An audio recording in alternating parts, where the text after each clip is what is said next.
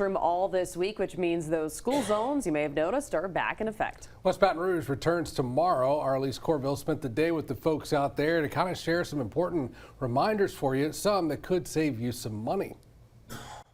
Hey guys, yeah, it's time to keep your eyes out for those school zones. You may have to pump those brakes and slow down, or be prepared to pay up.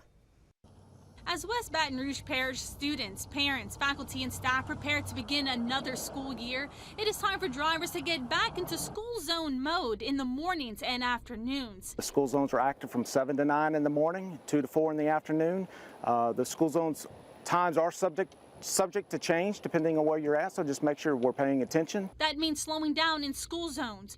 Remember, school zone speed limits are 20 miles per hour and hands-free zones. State law prohibits drivers from using any handheld devices while driving through an active school zone.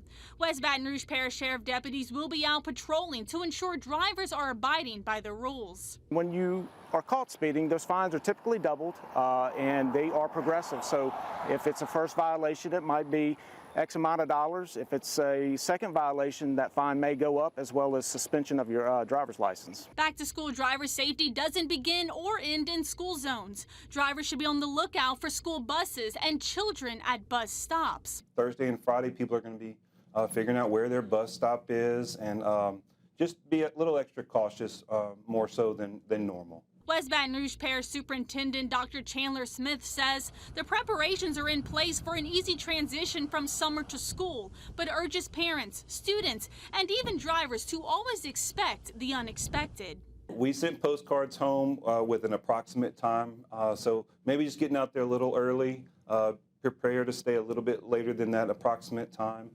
Give us a little flexibility and leniency these first couple days. If you're driving behind a bus, allow a greater following distance than if you were traveling behind a car. It will give you more time to stop once the yellow lights start flashing. Never pass a bus from behind or from either direction if you are on an undivided road.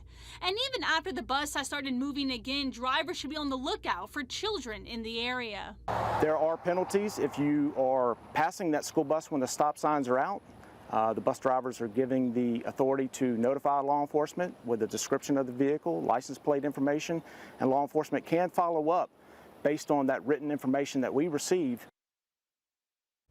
And again, school and law enforcement officials just stress to give yourself more time as you travel in the mornings and in the afternoons. Elise, thank you. Appreciate that.